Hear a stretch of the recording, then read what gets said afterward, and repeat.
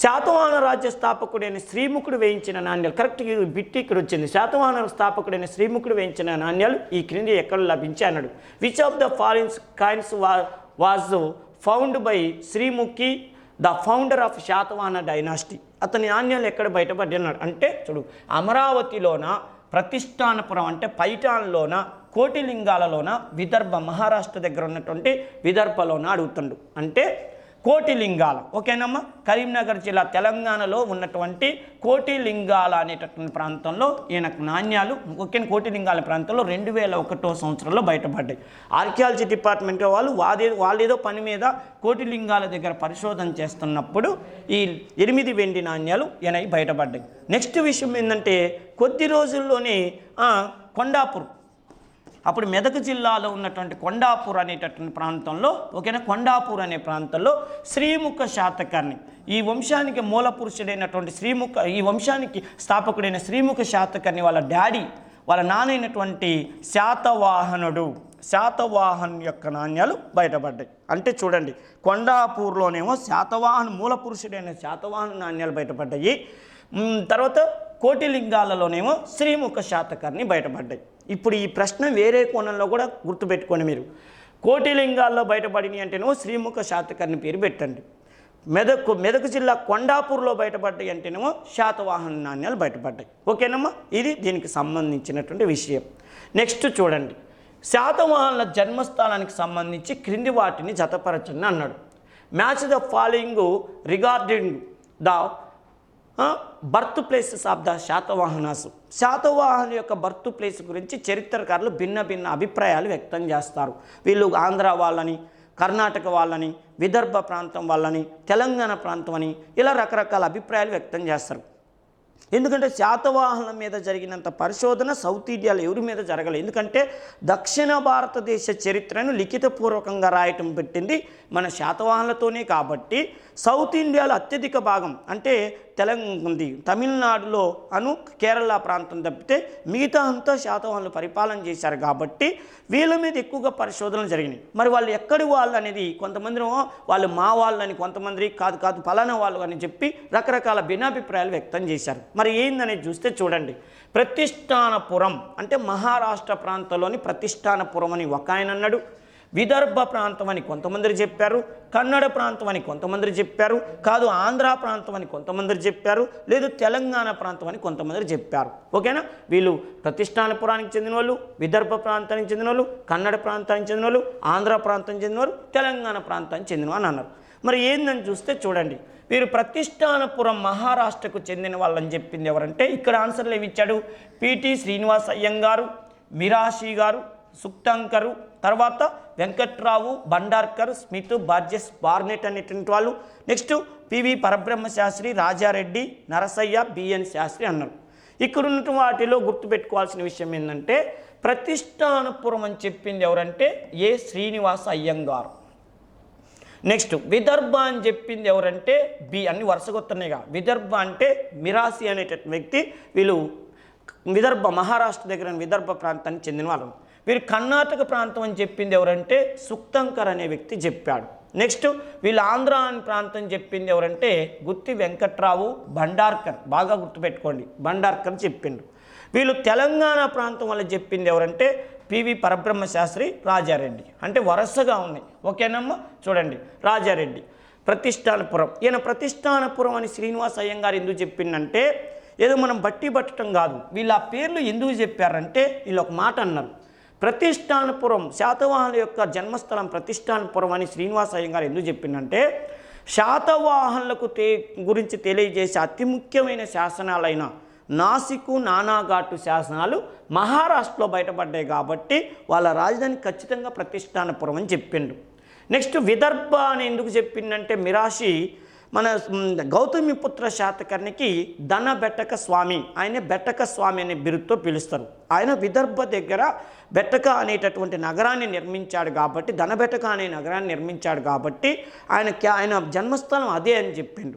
Next Kannada ప్రాంతం సుక్తంకర్ ఏమని చెప్పిండు, ఖచ్చితంగా శాతవాహనులు కర్ణాటక ప్రాంతం వాళ్ళే అని సుక్తంకర్ నొక్కి మరీ ఎందుకు చెప్పిండంటే ఈ శాతవాహన రాజ్యానికి చివరి చక్రవర్తి అయినటువంటి మూడో పులమావి బళ్ళారి తన క్యాపిటల్ సిటీని బళ్ళారికి మార్చుకొని అక్కడ మేకధుని అని ఒక శాసనం ఇప్పించాడు. ఈయన ఏమంటాడు సుప్తంకరు, వీళ్ళు ఎన్ని ఏరియాలకు వెళ్ళి పరిపాలన చేసినా ఫైనల్కి వచ్చేసరికల్లా కర్ణాటకలో బళ్ళారి ప్రాంతానికి వచ్చారు.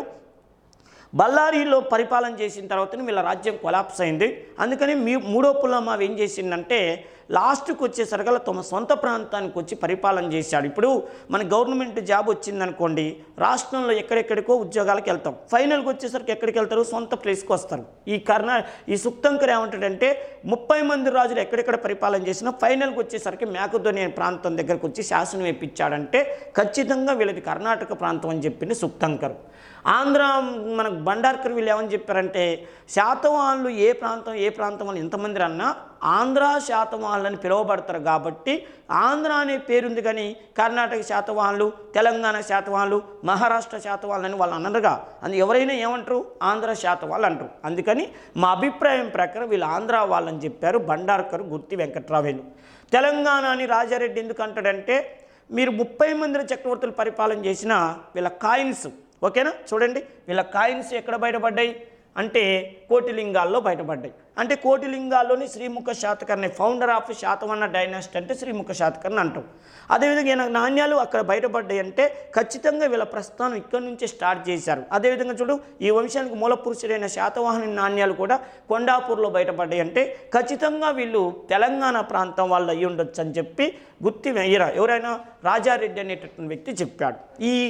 వీళ్ళు అంటానికి ఏదో ఒక ఆధారం ఉంది, ఇది మనం గుర్తుపెట్టుకోవాలి. రేపు ఎగ్జామ్లో ఇట్నే అడగడు, రాజారెడ్డి తెలంగాణ ప్రాంతం అని ఎందుకు చెప్పాడు, గుత్తి వెంకట్రావు ఆంధ్ర ప్రాంతం అని ఎందుకు చెప్పాడు, సుప్తంకర్ కర్ణాటకని ఎందుకు చెప్పాడంటే మీరు అవన్నీ గుర్తుపెట్టుకోవాలి. ఇప్పుడు నేను చెప్పినవి అన్ని ఓకేనా. సుప్తంకర్ ఏమంటాడు, వీళ్ళు కర్ణాటక అని చెప్పడానికి కారణం ఏంటంటే వీళ్ళు బళ్ళారిలో రాజధాని చేసుకొని మేకధుని శాసనాన్ని మూడో పుల్లమావి వేయించాడు కాబట్టి అదే వాళ్ళ జన్మస్థలం అని, నేటివ్ ప్లేస్ అని చెప్పాడు. ఓకేనా. నెక్స్ట్ చూడండి, శాతవాహన వర్ణంకి సంబంధించి క్రింది వాటిని జతపరచండి అన్నాడు. Correctly add the following in relation to the colour of the Satavahanas. Colour అంటే వాళ్ళ కులం ఏందని అర్థం, కలర్ అంటే రంగన్ కుమ్మకం, ఓకేనా. వర్ణం అంటే కులం, ఓకేనా. గౌతమి బాలాశ్రీ ఏవించిన నాసిక్ శాసనం ప్రకారం వాళ్ళు ఏ కులం వాళ్ళని చెప్తుంది. పురాణాల ప్రకారం వీళ్ళు ఏ కులానికి చెందిన వాళ్ళని, జైన మత గ్రంథాల ప్రకారం వీళ్ళు ఏ కులానికి చెందిన వాళ్ళని అర్థమైనా. చాలా ఇప్పుడు ఆ రోజుల్లో బ్రాహ్మణులు, క్షత్రియులు, వైశ్యులు, శూద్రులు అని 4 వర్ణాలు మనుధర్మ స్మృతి ప్రకారం ఉన్నాయి. మరి బ్రాహ్మణులు అనేటటువంటి వాళ్ళు పూజలు, వ్రతాలు, తర్వాత దేవాలయాల కార్యక్రమాలన్నీ చూసుకుంటారు. క్షత్రియుడు అనేవాడు పరిపాలన చేస్తాడు. నెక్స్ట్ విషయం ఏంటంటే వైశ్యుడు అనేవాడు వ్యవసాయం చేసుకుంటాడు. శూద్రుడు అనేవాళ్ళు సేవ చేస్తుంటారు. మరి ఆ ప్రకారం చూస్తే ఈ శాతవాహనులు పరిపాలన చేస్తున్నారంటే మనుధర్మ శాస్త్రం ప్రకారం చూస్తే వాళ్ళు క్షత్రియులై ఉండాలిగా. కానీ చరిత్రకారులు ఏమంటారంటే వీళ్ళు బ్రాహ్మణులై ఉండొచ్చు అని అనుమానాలు వచ్చినాయి. అయితే ఈ అనుమానాల మీద పుట్టినయే కొన్ని అభిప్రాయాలు. వాటిల్లో ఎవరెవరు ఏం చెప్పారనేది ఇప్పుడు చూద్దాం. చూడండి, గౌతమి బాలశ్రీ నాసిక్ శాసనం ఏమని చెప్తుంది అని అంటే చూడండి, వీళ్ళు బ్రాహ్మణ వర్గానికి చెందినవారని చెప్తుంది. వాళ్ళమ్మ గౌతమి బాలాశ్రీ వేయించినటువంటి శాసనాలు ఏమని చెప్పిందంటే ఇతడు బ్రాహ్మణ వర్ణానికి చెందినవాడని వర్ణించింది. ఎలా వర్ణించిందంటే ఏక బ్రాహ్మణ, మా గౌతమి పుత్ర శాతకర్ణికి ఏక బ్రాహ్మణ అనే బిరుదుంది. అంటే బ్రాహ్మణులందరినీ కూర్చోబెట్టి లెక్క పెట్టేటప్పుడంట ఫస్ట్ గౌతమి పుత్ర శాతకర్ణిని 1 అని లెక్కేస్తారంట. అంటే బ్రాహ్మణులోనే గొప్పవాడు, అందుకని నా బిడ్డ బ్రాహ్మణుడు, ఏక బ్రాహ్మణుడు కాబట్టి మేము బ్రాహ్మణులం అని చెప్పింది వాళ్ళమ్మ వేయించినటువంటి నాసిక్ శాసనం ప్రకారం. నెక్స్ట్ చూడండి, జీపీఎస్కున్న క్షత్రియ దర్పమాన మర్దన అనేటువంటి బిరుదు ప్రకారం వాళ్ళు క్షత్రియులు కారని చెప్తుంది. అదెట్లా చెప్తుంది? క్షత్రియ దర్పమాన మర్దన అనే బిరుదుని బట్టి వీళ్ళు క్షత్రియులు కారని ఎలా చెప్తున్నారంటే బిరుదు చూడండి, క్షత్రియ దర్పమాన మర్దన అంటే క్షత్రియుల యొక్క పొగరు అణిచివేసినటువంటి వాడ. మర్దన అంటే తొక్కిపడేసిన వాడని అర్థం. క్షత్రియుల పొగరు అణిచివేసిన వాడనే బిరుదు ఈయనకు ఉందంటే ఈయన క్షత్రియుడు కాదనేగా. ఎవడన్నా నిద్రముఖోడు క్షత్రియుడు అయి ఉండి నువ్వు ఆ క్షత్రియుల పొగను అణిచేసిన వాడని చెప్పుకుంటాడా? చెప్పుకోడు. ఒక కులం వాడు వేరే కులం వాడిని తిట్టినప్పుడు వాడి పొగను అణిచేసిన వాడా అని చెప్తారు. అంటే గౌతమి పుత్ర శాతకర్ణికి క్షత్రియ దర్పమాన మర్దన ఉందంటే వీళ్ళు క్షత్రియులు కాదని అర్థం. ఓకేనమ్మా. అది అంతేకాదు, క్షత్రియ కుల నిరవర శేఖర. క్షత్రియ కులం నిద్రపోతుంటే వాళ్ళ నిద్రలో కూడా భయపెట్టేటటువంటి వాడా అనే బిరుదులు ఉన్నాయి ఆయనకి. అది గుర్తుపెట్టుకోండి, ఓకేనా. క్షత్రియ కుల నిరవర శేఖర అంటే చూడు, క్షత్రియ కులం నిద్రపోతుంటే కూడా శేఖర సింహంలాగా గర్జిస్తుంటావు అనే బిరుదు. నెక్స్ట్ చూడండి, పురాణాల ప్రకారం వీళ్ళు ఏంటంటే వీళ్ళు హీన జాతికి చెందినవారు. పురాణాల ప్రకారం హీన జాతికి చెందినవారు ఎలా ఉన్నాయంటే మనకి మత్స్య పురాణం, వాయు పురాణం, బ్రహ్మాండ పురాణం ఇవి ఉన్నాయి కదా. ఈ విష్ణు పురాణం వీటిల్లో ఏమని వర్ణించిందంటే ఒక అణగారిన కులానికి చెందినటువంటి వ్యక్తి ఒక అగ్రకుల అమ్మాయిని, బ్రాహ్మణ స్త్రీని పెళ్లి చేసుకున్నాడు. ఒక అణగారిన కులానికి చెందినవాడు అగ్రకులాల అమ్మాయిని పెళ్లి చేసుకుంటే పుట్టేటటువంటి వాడిని ఏమంటారంటే చండాలురు అంటారు, శూద్రులు అంటారు, లేదా హీన కులం వాళ్ళు అంటారు. అందుకని చూడు, పురాణాలు ఏమని చెప్తున్నాయి, వీళ్ళు హీన జాతికి చెందిన వాళ్ళని చెప్తున్నాయి, ఓకేనా. నెక్స్ట్ జైన గ్రంథాల ప్రకారం ఏమని చెప్తుందంటే వీళ్ళు మిశ్రమ కులం వాళ్ళు. అంటే అదే ఇప్పుడు మళ్ళీ నేను చెప్పినట్టే, అంటే ఒక గిరిజన జాతి వాళ్ళు, ఒక బ్రాహ్మణ జాతి, ఇలాంటి గిరిజన జాతులు అంట. అడవుల్లో నివసించేటువంటి ఒక గిరిజన జాతి వాళ్ళు అనుకోకుండా ఒక బ్రాహ్మణ స్త్రీని పెళ్లి చేసుకున్నారు కాబట్టే వీళ్ళు మిశ్రమ జాతి వాళ్ళని చెప్పి జైన మత గ్రంథాల ద్వారా తెలుస్తుంది, ఓకేనమ్మా. చాలా ఇంపార్టెంట్ బిట్ నాని బిట్టు చూడండి. గౌతమి బాలశ్రీ నాసిక్ శాసనం ప్రకారం వీళ్ళు బ్రాహ్మణ వర్ణానికి చెందినవారు, అంటే ఏక బ్రాహ్మణ బిరుదు. గౌతమి పుత్ర శాతకర్ణికి ఉన్న క్షత్రియ దర్పమానం అర్థం ప్రకారం వీళ్ళు క్షత్రియులు కాదని తెలుస్తుంది. పురాణాల ప్రకారం వీళ్ళు హీన జాతికి చెందిన వాళ్ళు, అంటే అగ్రకులాల అమ్మాయిని పెళ్లి చేసుకున్న వాళ్ళు. అంటే ఈడు ఆ మగవాళ్ళేమో తక్కువ కులం వాళ్ళు, అమ్మాయి ఎక్కువ కులం వాళ్ళని పెళ్లి చేసుకుంటే పుట్టే పిల్లగాలని హీనులు అంటారు, లేదా చండారులు అంటారు. జైన గ్రంథాల ప్రకారం వీళ్ళు మిశ్రమ కులం. ఇవే కాదు, ఇంకా చాలా ఉన్నాయి. బిఎస్ఎల్ హనుమంతరావు ఏమని చెప్పిందంటే ఆయన పరిశోధనలో వీళ్ళు ఎక్కువగా అశ్వాలు వేసుకొని తిరిగేవాళ్ళు, అంటే గుర్రాలు వేసుకొని తిరిగేవాళ్ళు కాబట్టి వీళ్ళు ఎక్కువగా అడవుల్లో ఉండేవాళ్ళు కాబట్టి వీళ్ళు ఖచ్చితంగా వీళ్ళు హీన జాతికి చెందిన వాళ్ళని చెప్పిండు BSL Hanumantharao. Next RS Sharma ఒక అడుగు ముందుకేసి అసలు శాతవాహనులు ద్రావిడులని చెప్పిండు, వాళ్ళు ద్రావిడకి జాతికి చెందిన వాళ్ళని చెప్పిండు ఆర్ఎస్ శర్మ అనే వ్యక్తి ద్రావిడ జాతికి చెందిన వాళ్ళని చెప్పారు, ఓకేనమ్మా. ఇవన్నీ గుర్తుపెట్టుకోండి. నెక్స్ట్ చూడండి, మ్యాచ్ ద ఫాలోయింగ్, క్రింది వాటిని జతపరచండి అన్నాడు. ఎవరు చక్రవర్తులను వరుసగా ఇచ్చాడు. యజ్ఞశ్రీ శాతకర్ణి, 1వ శాతకర్ణి, గౌతమిపుత్ర శాతకర్ణి, 3వ పులోమావి. ఇక్కడేమి ఇచ్చాడు, 3వ రాజు, 23వ రాజు, 27వ రాజు, 30వ రాజు. చూడండి, యజ్ఞశ్రీ శాతకర్ణి ఈ వంశంలో ఎన్నో రాజు అంటే నిద్రపోయే పిల్లవాడికని తెలుస్తుంది, ఓకేనా. 27వ రాజు. 1వ శాతకర్ణి ఎన్నో వాడు అంటే 3వ రాజు. ఎందుకంటే శ్రీముఖ శాతకర్ణి, కనుహుడు 1వ శాతకర్ణి కదా. శ్రీముఖ శాతకర్ణి ఫస్టోడు, కనుహుడు కృష్ణుడు 2వ వాడు, 3వ వాడు 1వ శాతకర్ణి. గౌతమిపుత్ర శాతకర్ణి ఎన్నో వాడు అంటే 23వ వాడు. మలిశాతవాహనులో మొదటివాడు, మొదటివాడు.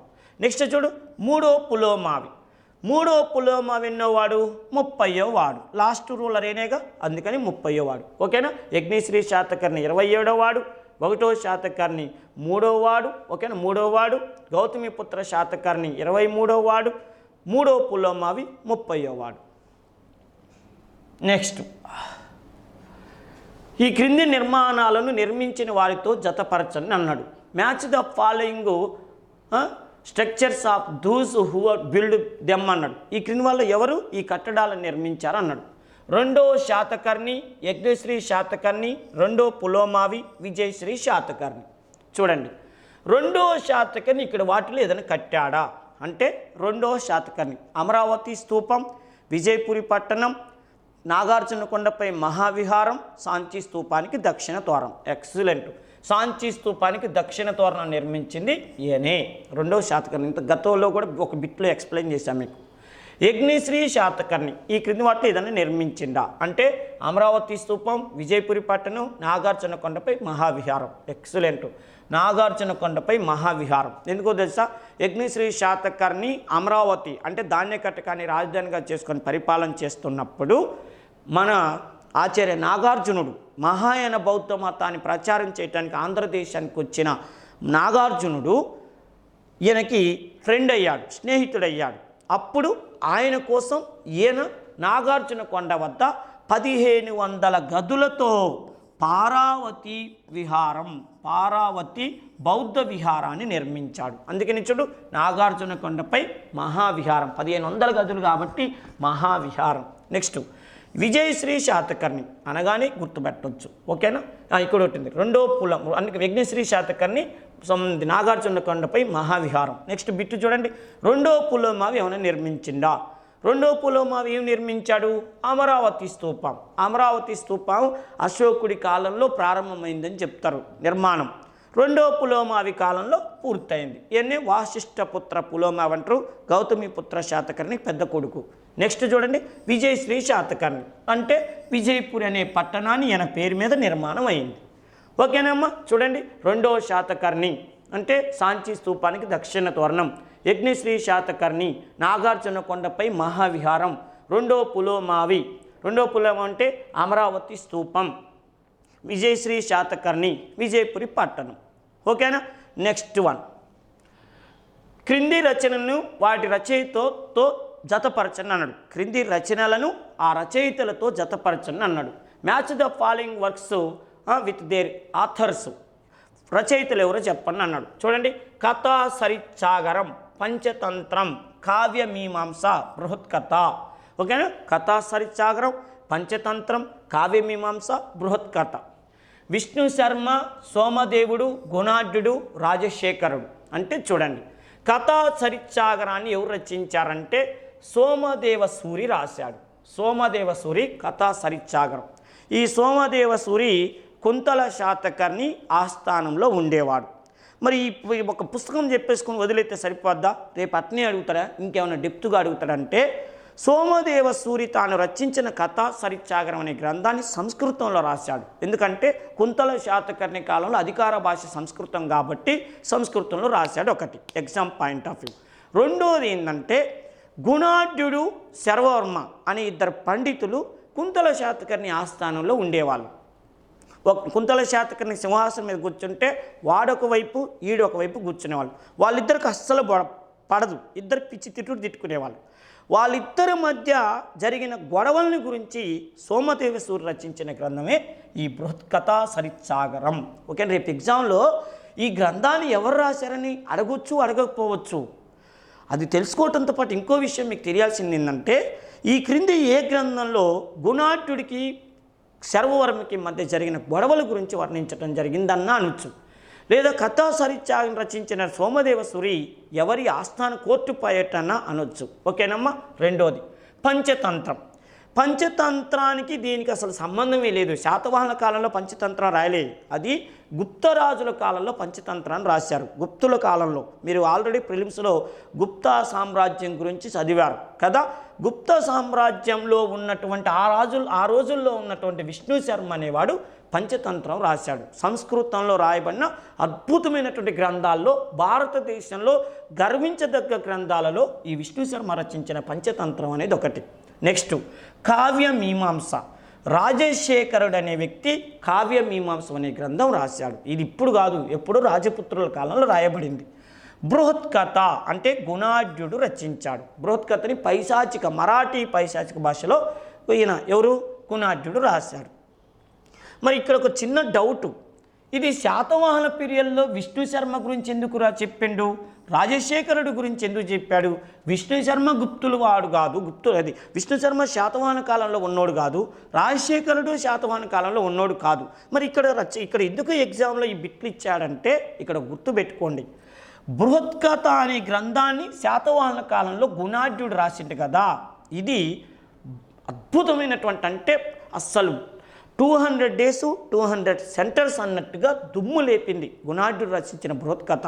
ఒక విషయం ఏంటంటే గుణాఢ్యుడు బృహత్కథ రాయటం కంటే ముందు రచయితలు ఒక రకంగా పుస్తకాలు రాసేవాళ్ళు, గుణాఢ్యుడు బృహత్కథ రాసిన తర్వాత రచయితలు ఒక రకంగా రాసేవాళ్ళు. అంటే పుస్తకాలను కనుక దృష్టిలో పెట్టుకుంటే బృహత్కథకు ముందు పుస్తకాలు ఒక రకంగా రాసేవాళ్ళు, బృహత్కథ తర్వాత పుస్తకాలు ఒక రకంగా రాసేవాళ్ళు. బృహత్కథ గ్రంథాన్ని చదివి ఇన్స్పిరేషన్తో భారతదేశంలో ఎన్నో గ్రంథాలు వచ్చినాయండి. అలాంటి వాటిల్లో శర్వర్మ ఇది మన పంచతంత్రం రచించిన విష్ణు శర్మ దీని ఇన్స్పిరేషన్తోనే రాశాడు. రాజశేఖరుడు ఇది కావ్యమీమాంస ఈ పుస్తకాన్ని తీసుకుని ఇన్స్పిరేషన్తో రాశాడు. ఒకటేంది, గుప్తుల కాలంలో వరాహమిహిరుడు ఉంటాడు. వరాహమిహిరుడు బృహత్ సంహితం అనే గ్రంథం రాశాడు. క్షేమేంద్రుడు బృహత్కథ కోశం అనేటటువంటి గ్రంథం రాశాడు. ఇలా ఎంతోమంది రచయితలు తమ అద్భుతమైన పుస్తకాలు రాశారంటే దానికి ఇన్స్పిరేషను గుణాఢ్యుడు రచించిన బృహత్కథ అన్న విషయాన్ని మర్చిపోవద్దు. ఒకటి. రెండో విషయం తెలుసా, రేపు ఎగ్జామ్లో ఇట్లా అడగపోవచ్చు, ఇంకో కోణంలో కూడా అడగచ్చు. ఈ క్రింది గ్రంథాల్లో ఏది అలభ్యం అంటాడు. అలభ్యం అంటే సగం దొరికి సగం దొరకని దాన్ని అలభ్యం అంటారంటే గుణాఢ్యుడు రచించినటువంటి బృహత్కథని అలభ్యమైన గ్రంథం అంటారు, అసంపూర్ణమైన గ్రంథం అంటారు, అన్కంప్లీటెడ్ రచనగా చెప్తారు. ఎందుకు అన్కంప్లీటెడ్ రచయితగా చెప్తారంటే ఈయన బృహత్కథ రచించినటువంటి గుణాఢ్యుడు శర్వర్మ కాలం అంటే కుంతల శాతకర్ణి కాలంలో ఉండేవాడు. కుంతల శాతకర్ణికి సంస్కృతం అంటేనే ఇష్టం, వేరే భాషల మీద ఇష్టం లేదు. అందుకని చూడండి, మీరు శాతవాహనుల పాఠం చదివినప్పుడు చెప్తారు కుంతల శాతకర్ణి సంస్కృతాన్ని రాజభాష చేశాడంటారు. అందుకని ఏం జరిగిందంటే రచయిత ఏం చేసిన పాపైనా మరాఠీ పైశాచిక భాషలు రాస్తే రాజుకి ఇష్టం ఉంటుందో లేదో అని చెప్పి ఆ పుస్తకం తీసిపోయి మంటల్లో వేస్తే తర్వాత వేరే వాళ్ళు తీసి ఒక పిచ్చోడా, రాజుకు నచ్చకపోతే ప్రజలకు నచ్చదని ఏమైనా ఉంటుందిరా, అద్భుతమైన రాసిన పుస్తకాన్ని తీసిపోయి మంటల్లో వేస్తాను అని చెప్పి అది తీసి తర్వాత ప్రింట్ చేస్తే 200 days 200 centers దుమ్ము లేపింది ఈ గ్రంథం. అందుకని దీనిని ఏమంటారంటే ఇప్పుడు అది మంటల్లో గాలిందా చెత్తపొట్లు వేసిందా అని అడగడం, ఏమంటాడు అలభ్యమైనటువంటి గ్రంథం ఈ క్రింది వాటిలో ఏదంటే నీకు ఈ కథ తెలిస్తే ఇది అలభ్యమైన గ్రంథం అని చెప్తారు. ఓకేనమ్మా, అది గుర్తుపెట్టుకోండి. నెక్స్ట్ విషయం ఏంటంటే గౌతమిపుత్ర శాతకర్ణి రాజ్య సరిహద్దుల్ని విస్తరించని జతపరచని అన్నాడు. Maths Gautamiputra Satakarni state boundaries అన్నాడు, బార్డర్స్ అన్నాడు. అంటే చూడండి, ఉత్తర సరిహద్దు ఏది, దక్షిణ సరిహద్దు ఏది, తూర్పు సరిహద్దు ఏది, పశ్చిమ సరిహద్దు ఏది అన్నాడు. అంటే గుర్తుపెట్టుకోవాల్సిన విషయం ఏంటంటే చూడండి, ఈయన రాజ్య విస్తీర్ణం గౌతమిపుత్ర శాతకర్ణి శాతవాహన ప్రతిష్టని నలుదిశలకి వ్యాపింపజేశాడు. 23వ రాజుగా వచ్చాడు. 24 సంవత్సరాలు పరిపాలన చేశాడు. క్రీస్తు శకం 78 నుంచి 102 వరకు. అసలు శాతవాహన వైభవాన్ని ప్రపంచవ్యాప్తం చేయడానికి ప్రయత్నం చేసిన చక్రవర్తి గౌతమిపుత్ర శాతకర్ణి. అంటే అందుకని చూడు, శాతవాహన వంశంలో తొలి శాతవాహనంలో గొప్పవాళ్ళు ఉన్నారు, మళ్ళీ శాతవాహనంలో గొప్పవాళ్ళు ఉన్నారు. మళ్ళీ మొత్తం శాతవాహన వంశంలోనే గొప్పవాడంటే గౌతమిపుత్ర శాతకర్ణి పేరు చెప్తారు. అందుకని ఆయన గురించి చూసినట్టయితే చూడండి, ఉత్తర సరిహద్దు ఏదన్నాడు అంటే ఇక్కడ ఆన్సర్లు ఏమిచ్చాడు, అరేబియా వైజయంతి, బంగాళాఖాతం కళింగ, పుష్కర్ రాజస్థాను, బనవాసి తమిళనాడు అన్నారు. అంటే చూడండి, అంటే ఈయన ఉత్తర సరిహద్దు అంటే ఇది ఉత్తర సరిహద్దులో ఈయనకి ఏదయ్యా అంటే మనకి చూడండి రాజస్థాన్లో ఉన్నటువంటి పుష్కర్ అనేటటువంటిది ఈయనకు ఉత్తర సరిహద్దు అవుతుంది. రాజస్థాన్లోని పుష్కర సరిహద్దు అనేటటువంటిది ఈయనకి సరిహద్దు అవుతుంది. నెక్స్ట్ చూడండి, నెక్స్ట్ దక్షిణ సరిహద్దు ఏదన్నాడు. దక్షిణ సరిహద్దు ఏదంటే తమిళనాడులో ఉన్నటువంటి బనవాసి అనేటటువంటిది ఈయనకి తమిళనాడులో ఉన్నటువంటి బనవాసి అనేటటువంటిది దక్షిణ సరిహద్దు. ఇది ఉత్తర సరిహద్దు, ఇది దక్షిణ సరిహద్దు. నెక్స్ట్ తూర్పు సరిహద్దు ఏదన్నాడు. తూర్పు సరిహద్దు అంటే బంగాళాఖాతం కళింగ. ఓకేనమ్మా, బంగాళాఖాతం కళింగ అనేటటువంటిది ఈయనకి తూర్పు సరిహద్దు అవుతుంది. మరి పశ్చిమ సరిహద్దు ఏదయ్యా అంటే ఇంకేమున్నది, వైజయంతి, అరేబియా మహాసముద్రం. ఓకేనమ్మా, ఇది అరేబియా మహాసముద్రం అనేటటువంటిది ఈయనకి సరిహద్దు అవుతుంది. చూడు, ఉత్తరాన పుష్కర్ రాజస్థాన్, దక్షిణాన తమిళనాడు బనవాసి, తర్వాత తూర్పుని ఏదంటే కళింగ అనేటటువంటిది, బంగాళాఖాతం కళింగ అనేటటువంటిది తూర్పు సరిహద్దు. పశ్చిమ సరిహద్దు అంటే అరేబియా సముద్రం అనేది గుర్తుపెట్టుకోండి. మ్యాప్ పాయింటింగ్ ద్వారా అయితే అద్భుతం. రాజస్థాన్, తమిళనాడు, కళింగ అంటే ఒరిస్సా, అరేబియా మహాసముద్రం అంటే గుజరాత్ సరిహద్దు. ఓకేనమ్మా, ఇది ఈయనకి సంబంధించినటువంటి సరిహద్దు ప్రాంతాలు. నెక్స్ట్, శాతవాహనుల కాలంలో సలహా ఇచ్చటానికి 4 ప్రధానమంత్రులు ఉండేవారు. వారికి సంబంధించి క్రింది వాటిని పరిశీలించి జతపరచని అన్నాడు. During the time of Satavahanas there were 4 prime ministers to advise the king consider and match the following with respect to them అన్నాడు. అంటే శాతవాహనుల కాలంలో రాజుకు సలహాలు ఇచ్చడానికి 4 ప్రధానమంత్రులు ఉండే వాళ్ళ క్రింది పరిశీలించి ఏమేం పోస్టులో ఉండేవాళ్ళని అడుగుతాడు. విశ్వసామాత్య, రాజామాత్య, మహా అమాత్య, మహా తలవర. చూడండి, విశ్వసామాత్య, రాజామాత్య, మహా అమాత్య, మహా తలవర. చూడండి, ప్రధాన సైన్యాధిపతి, ఆర్థిక మంత్రి, రాజు ఆదేశాలు అమలుపరిచేవాడు, రాజు ఆంతరిక సలహాదారుడు, ప్రధానమంత్రి అంటాడు. విశ్వసామాత్య అంటే బండ గుర్తు పెట్టుకున్నానా, రాజుకు అత్యంత ప్రియమైన వాడు. అంటే రాజు తన పర్సనల్ విషయాలు కూడా ప్రధానమంత్రికి చెప్పుకునేవాడిని విశ్వసామాత్య అంటారు. అంటే ఇక్కడ డి, రాజు ఆంతరిక సలహాదారుడు, ప్రధానమంత్రి అని గుర్తుపెట్టుకోండి. రాజామాత్య అంటే రాజు ఏదైనా ఆదేశం ఇస్తే అమలు చేసేవాడు, రాజు ఆజ్ఞలను అమలు చేసేవాడిని రాజామాత్య అంటారు. ఎవరయ్యా అంటే సి, ఇగో రాజు ఆదేశాలను అమలు చేసేవాడు, పన్నులు అంటే వేసేవాడు, వద్దంటే తీసేసేవాడు. మహా అమాత్య, మహా అమాత్య అంటే ఆర్థిక మంత్రిని మహా అమాత్య, కోశాధికారి.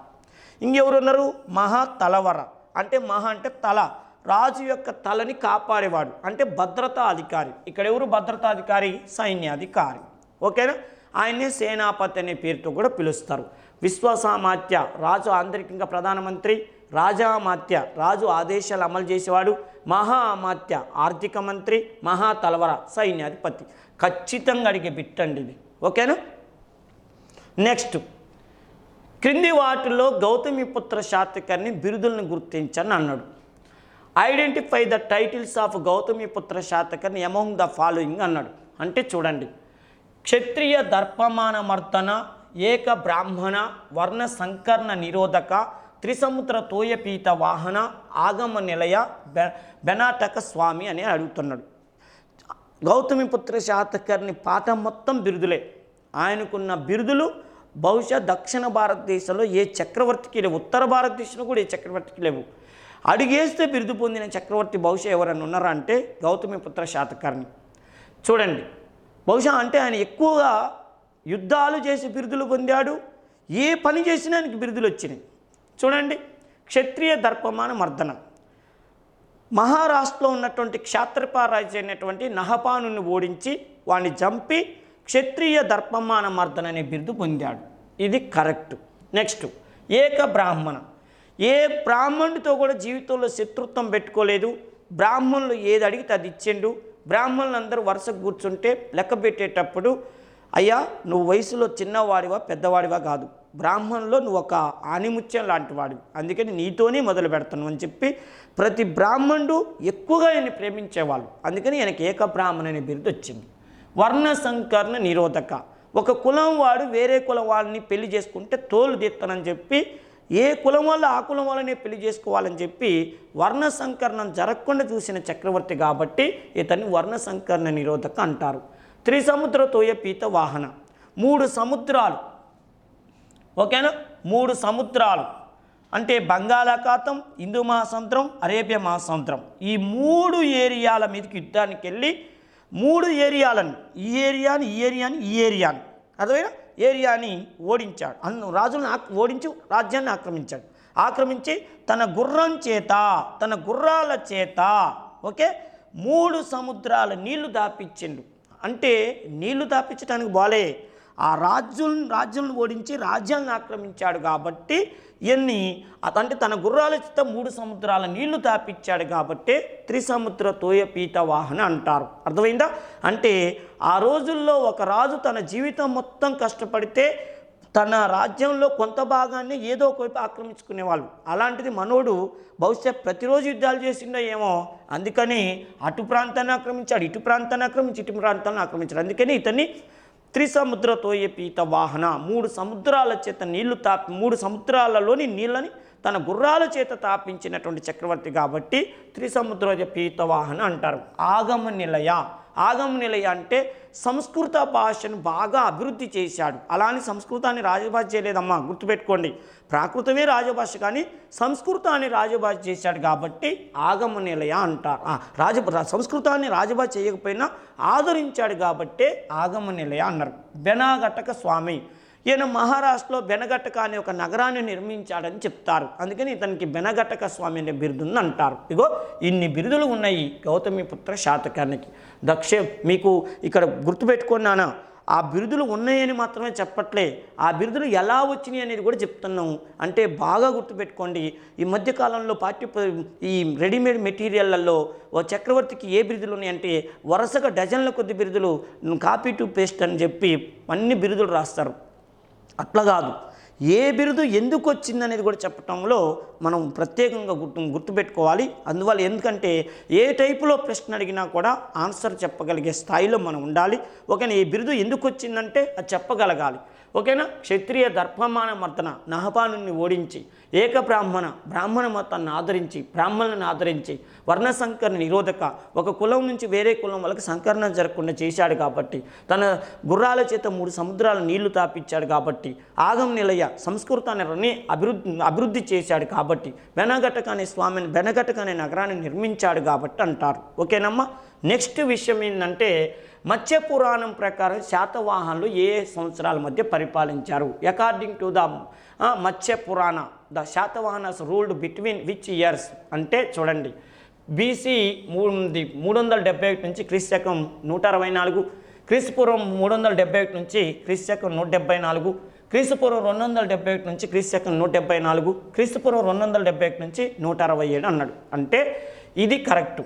271 నుంచి 174 మధ్యకాలంలో మత్స్య పురాణం ప్రకారం వీళ్ళు 450 సంవత్సరాల పాటు 30 మంది చక్రవర్తులు పరిపాలన చేశారని చెప్పి మత్స్య పురాణం ద్వారా తెలుస్తుంది. ఇక్కడ ఎగ్జామ్ పాయింట్ ఆఫ్లో బాగా గుర్తుంచుకున్నమ్మా, ఈ శాతవాహన డైనాసిటీ గురించి విష్ణు పురాణం, వాయు పురాణం, బ్రహ్మాండ పురాణం, మత్స్య పురాణం లాంటివి వీళ్ళ గురించి సమగ్ర సమాచారాన్ని అందిస్తుంటే, మళ్ళీ ఆ పురాణాల్లో కూడా ఎక్కువ సమాచారం అందిస్తున్న పురాణం ఏదంటే మత్స్య పురాణం. మత్స్య పురాణంలో 30 మంది చక్రవర్తులు 450 సంవత్సరాల పైన పరిపాలన చేశారని ఉంది.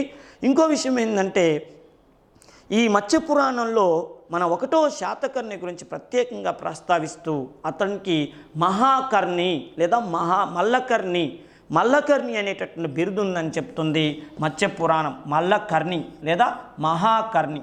ఓకేనా, మహాకర్ణి అనేటటువంటి బిరుదు ఉందని చెప్తుంది ఒకటి. రెండో విషయం ఏంటంటే ఈ మత్స్య పురాణం అనేటటువంటిది ఎవరి కాలంలో సంకలనం చేశారని రేపు ఎగ్జామ్ అడుగుతాడు. సంకలనం చేశారంటే యజ్ఞశ్రీ శాతకర్ణి పాలనా కాలంలో మత్స్య పురాణాన్ని సంకలనం చేయటం జరిగింది. ఇది శాతవాహనులకు సంబంధించిన విషయం. మరో టాపిక్తో మరోసారి కలుసుకుందాం. ఓకేనమ్మా. ఫ్రెండ్స్, మా ఎంకరేజ్మెంట్ కోసం మన హర్షిత్ ఇన్స్టిట్యూట్ యూట్యూబ్ ఛానల్ని సబ్స్క్రైబ్ చేసుకోండి, లైక్ చేయండి, అలానే షేర్ చేయండి.